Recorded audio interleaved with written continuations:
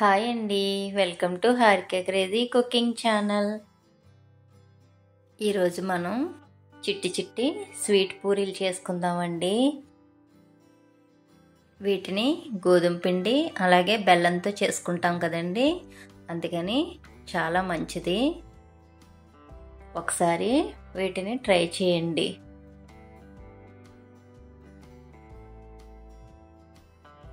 చాలా రుచిగా ఉంటాయండి. దానికోసం ముందుగా గిన్నెని తీసుకొని అందులో 1 కప్పు గోధుమ పిండిని వేసుకోవాలి. అలాగే ఇందులోకి చిటికెడు సాల్ట్ కూడా వేసుకొని కొద్దిగా నీళ్లు పోసుకుంటూ చపాతీ పిండిలా దీన్ని కలుపుకోవాలి. చూసారు కదా, ఇలా కొద్దిగా నీళ్లు పోసుకుంటూ కలుపుకోవాలి.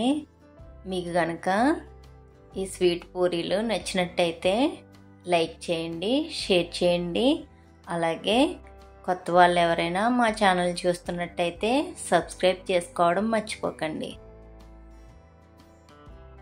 మీరు లైక్ చేయడం వల్ల మాకు మరింత సపోర్టింగ్గా ఉంటుందండి. ఈ విధంగా కలుపుకొని దీన్ని పక్కన పెట్టుకోవాలి. దీన్ని నానబెట్టక్కర్లేదండి. ఈ విధంగా బాగా కలుపుకొని మీడియం సైజు ఉండలు చేసుకోవాలి.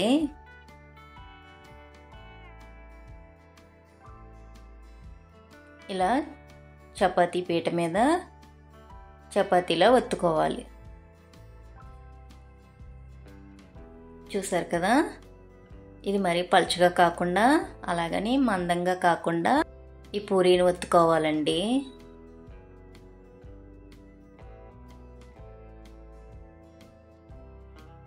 చూసారు కదా, ఇలా కొద్దిగా పిండి చల్లుకుంటూ పూరీని ఒత్తుకోవాలి. ఇప్పుడు ఏదైనా బాటిల్ మూత తీసుకొని ఈ విధంగా రౌండ్ షేప్ వచ్చేలాగా వీటిని కట్ చేసుకోవాలి. అలాగే ఇలా రౌండ్ షేప్గా కట్ చేసుకోవడం మీకు ఎక్కువ కష్టంగా అనిపిస్తే వీటిని స్క్వేర్ షేప్లో కూడా చాకుతో కట్ చేసుకోవచ్చండి. ఇలా అయితే గుండ్రంగా ఉన్నాయి కదా, చూడటానికి బాగుంటాయి. అలాగే పిల్లలు కూడా చూడగానే వీటిని ఇష్టంగా తింటారు. ఒకసారి ట్రై చేయండి. ఇదే విధంగా పిండి మొత్తాన్ని తయారు చేసుకోవాలి. అలాగే మన ఛానల్లో ఇంకా స్నాక్ రెసిపీస్ చాలా సింపుల్గా చేసుకునేవి ఉన్నాయండి. ఒకసారి ఛానల్లోకి వెళ్ళి చూడండి.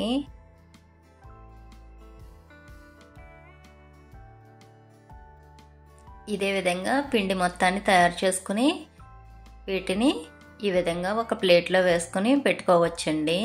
అన్నిటినీ ఒకేసారి వేయించుకోవచ్చు.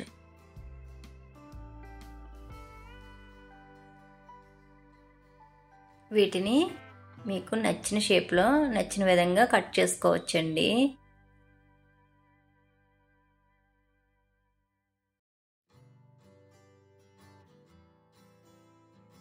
ఈ విధంగా చేసి పెట్టుకుంటే ఇవి నెల రోజులైనా పాడవకుండా ఉంటాయి. ఒకసారి ట్రై చేయండి.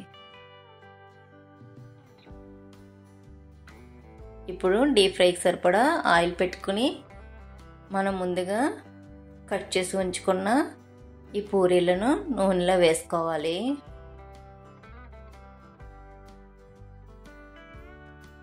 నూనె బాగా మరిగిన తర్వాత వీటిని వేస్తే పొంగుతూ బాగా వస్తాయండి. చూసారు కదా, ఈ విధంగా బాండీకి సరిపడినన్ని వేసుకొని ఇలా తిప్పుతూ వీటిని వేయించుకోవాలి.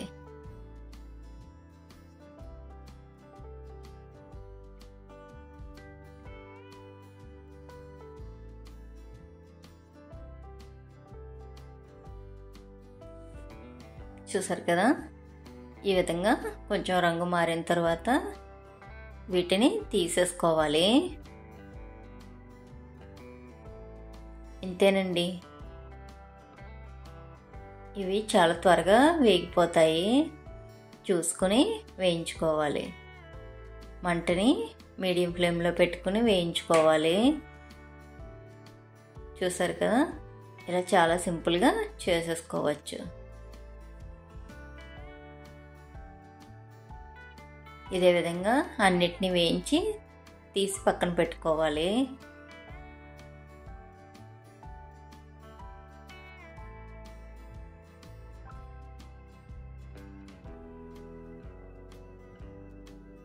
ఈ విధంగా వేయించుకుంటే సరిపోతుంది.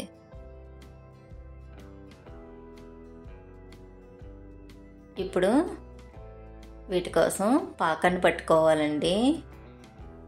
దానికోసం స్టవ్ వెలిగించుకుని ఒక గిన్నె పెట్టుకోవాలి. అందులో ఒక 5-6 స్పూన్ల నీళ్లు వేసుకోవాలి. అందులోనే 1/4 కప్పు బెల్లం, అలాగే 1/4 కప్పు పంచదారను వేసుకోవాలి. బెల్లం పంచదార రెండు బాగా కలిసేలాగా దీన్ని మరిగించుకోవాలి. బెల్లంతో పాటు కొద్దిగా పంచదార వేయడం వల్ల పాకం చాలా రుచిగా ఉంటుందండి. దీన్ని బాగా ఉండపాకం వచ్చేంత వరకు ఈ విధంగా తిప్పుతూ కలుపుకోవాలి. ఇందులోకి కొద్దిగా యాలకుల పొడి వేసి బాగా కలుపుకోవాలి. మనం దీంట్లో తక్కువ నీళ్లు పోసుకుంటే పాకం త్వరగా వచ్చేస్తుందండి. ఇది ఉండపాకం వచ్చేంత వరకు ఈ విధంగా మరిగించుకోవాలి. ఇంతేనండి. ఇప్పుడు స్టవ్ ఆఫ్ చేసుకుని మనం ముందుగా తయారు చేసుకున్న పూరీలను ఇందులో వేసుకుని ఈ విధంగా కలుపుతూ ఉంటే పాకం కొద్దిసేపటికి గట్టి పడిపోతుంది. ఇలా కలపడం వల్ల ఇవి ఒకదానికొకటి అంటుకుపోకుండా విడివిడిగా ఉంటాయండి. ఇలా కొంచెం సేపు కలిపేటప్పటికి పాకం గట్టిపడి అన్నిటికీ బాగా పట్టుకుంటుంది. ఇంతేనండి, ఎంతో సింపుల్గా తయారు చేసుకునే పాకం పూరీలు. ఒకసారి ట్రై చేయండి. ఇవి స్నాక్స్ కింద చాలా రుచిగా ఉంటాయి. అలాగే పిల్లలు కూడా చాలా ఇష్టంగా తింటారు. నచ్చినట్టయితే లైక్ చేయండి, షేర్ చేయండి. అలాగే మా ఛానల్ని సబ్స్క్రైబ్ చేసుకోవడం మర్చిపోకండి. Thank you for watching.